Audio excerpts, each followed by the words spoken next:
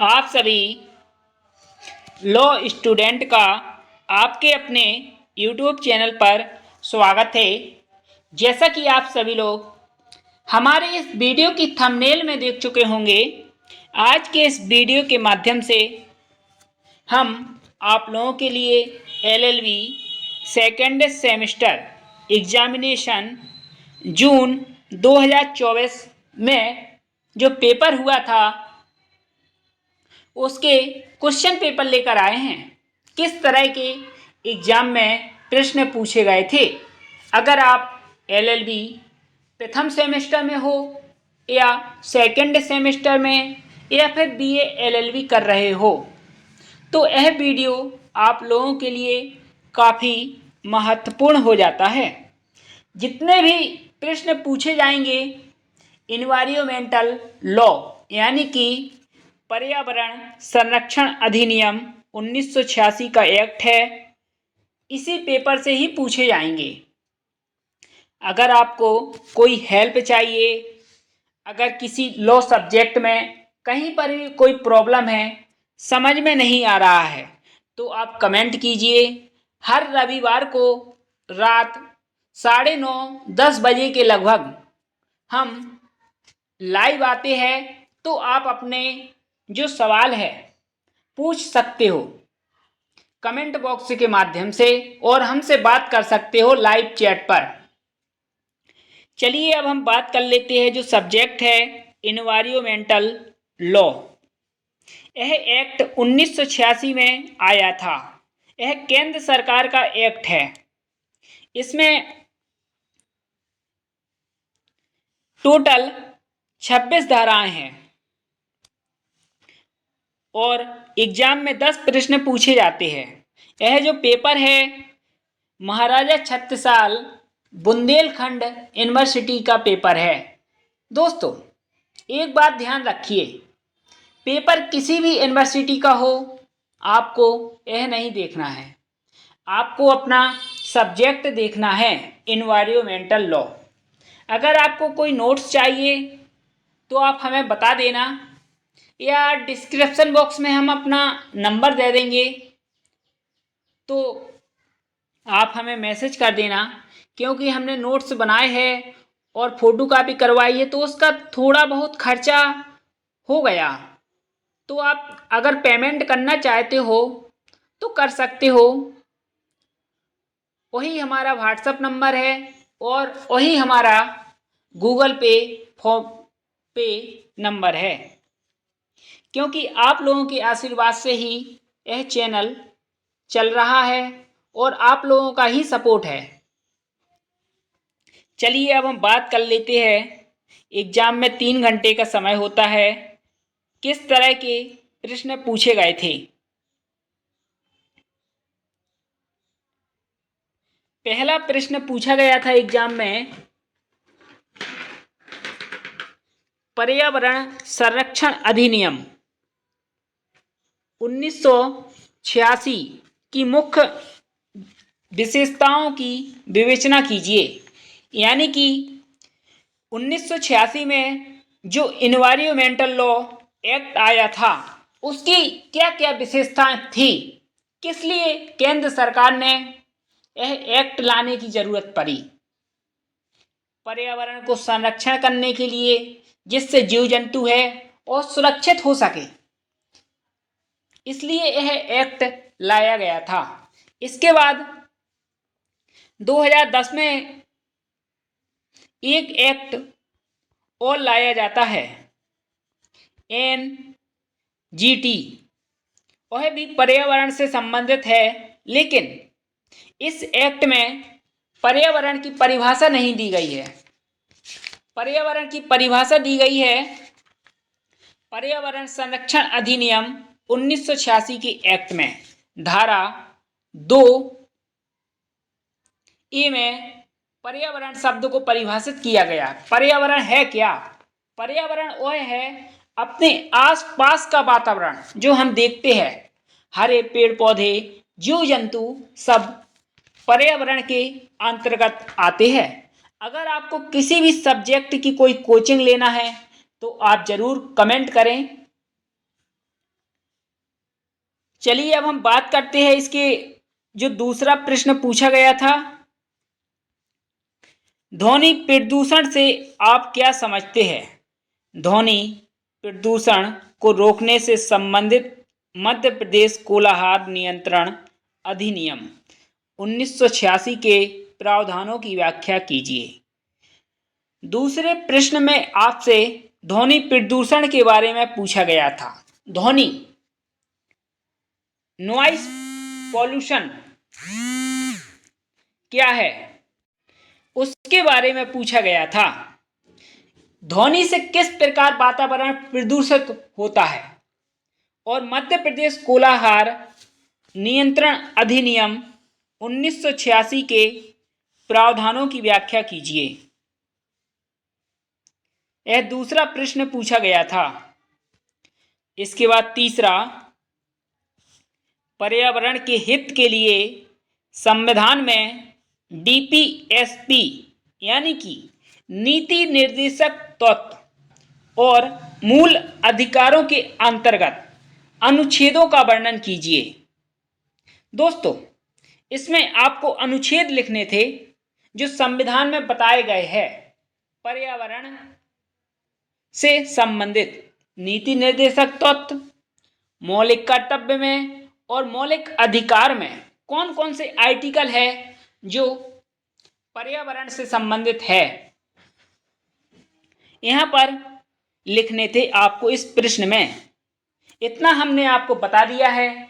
और अगर आप लोग चाहते हो इन प्रश्नों के उत्तर तो हम आपको वो भी बता देंगे, लेकिन हमारे इस वीडियो को लाइक करो। जिस दिन 50,000 सब्सक्राइबर हो जाएंगे सब कुछ आपको फ्री ऑफ कॉस्ट दिया जाएगा। अगर आपको हमसे बात करनी है, आपको अगर कोई कोचिंग पढ़नी है तो फ्री में आपको कोचिंग पढ़ाई जाएगी।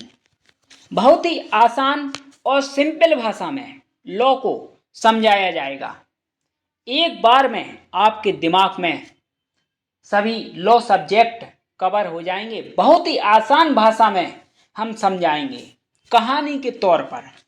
जैसे आप कहानी या कोई फिल्म देखते हो, 3 घंटे की फिल्म आपके मस्तिष्क में उतर जाती है, उसी प्रकार हम आपको एक कानून के जो बैरिक्ट है, इसकी लैंग्वेज बहुत ही डिफिकल्ट होती है, हर स्टूडेंट समझ नहीं सकता। पूरी लैंग्वेज को हम आसान और सिंपल भाषा में समझाएंगे आपको। इसलिए आप लोग सब्सक्राइब करें, जल्दी से जल्दी 50,000 सब्सक्राइबर करवाएं। लाइव क्लासें चलेंगी यूट्यूब पर, सबके लिए फ्री ऑफ कॉस्ट रहेगा और प्रत्येक प्रकार का मटेरियल उपलब्ध कराया जाएगा। इसके बाद चौथा प्रश्न पूछा गया, जल प्रदूषण निवारण एवं नियंत्रण अधिनियम 1974 के अंतर्गत जल प्रदूषण के निवारण एवं नियंत्रण के लिए क्या कदम उठाए गए हैं। दोस्तों, यहाँ पर जल प्रदूषण BOD, biology oxygen demand, COD, DO, DC, यहाँ पर इसके बारे में आपको वर्णन करना था, क्योंकि बायोलॉजिकल ऑक्सीजन डिमांड जल प्रदूषण से संबंधित है। कौन कौन से कदम उठाए गए हैं और BOD की मात्रा कब अधिक होती है और COD की मात्रा और DC की मात्रा कब अधिक और कम होती है जलवायु में, इसके बारे में यहाँ पर लिखना था। इसके बाद 5वां प्रश्न पूछा गया, वायु प्रदूषण निवारण एवं नियंत्रण अधिनियम 1981 के अंतर्गत केंद्रीय बोर्ड एवं राज्य बोर्ड को कौन कौन सी शक्तियां प्रदान की गई हैं। यहाँ पर 5वें प्रश्न में पूछा गया था वायु प्रदूषण। वायु प्रदूषण दोस्तों कैसे होता है? जैसे जल प्रदूषण होता है उसमें अनावश्यक मलमूत्र डाल दिए जाते हैं मानव द्वारा, तो जल को प्रदूषित किया जा रहा है आज के समय में। उसी प्रकार वाहनों से निकलने वाला धुआं वायु को प्रदूषित कर रहा है, जो मानव जीवन के लिए एक हानिकारक विषैली गैस की तरह होती है, और जिससे वायु प्रदूषण से मनुष्य का स्वास्थ्य भी गड़बड़ा जाता है, कभी कभी बहुत ज़्यादा। इसके बारे में पूछा गया था, इसके केंद्रीय बोर्ड के नियंत्रण करने के क्या उपाय है और कौन कौन सी शक्तियां प्रदान की गई है केंद्रीय बोर्ड ने वायु प्रदूषण को नियंत्रण करने के लिए, यह पूछा गया था। इसके बाद छठवां, पर्यावरण प्रदूषण रोकने के लिए अंतर्राष्ट्रीय सम्मेलनों की विवेचना कीजिए। अंतर्राष्ट्रीय सम्मेलन यानी कि जैसे रियो समिट होता है, पृथ्वी सम्मेलन होता है, क्योटो प्रोटोकॉल होता है, मॉन्ट्रियल प्रोटोकॉल होता है। ये सभी सम्मेलन अंतर्राष्ट्रीय स्तर पर होते हैं पर्यावरण प्रदूषण को रोकने के लिए और जल प्रदूषण को रोकने के लिए। इसके बारे में आपको लिखना था इसमें। सातवां, पर्यावरण की सुरक्षा में वनों की क्या भूमिका है। दोस्तों, इसमें पूछा गया है जो इन्वायरमेंटल है, पर्यावरण की सुरक्षा में वनों की भूमिका क्या है। अगर आपका आसपास का वातावरण साफ सुथरा है, प्रदूषण नहीं है, तो वन भी प्रदूषित नहीं होंगे, यानी कि हरे भरे रहेंगे। इसलिए यहाँ पर वनों की सुरक्षा के बारे में आपसे पूछा गया था। वनों की सुरक्षा पर क्या प्रभाव पड़ता है पर्यावरण का।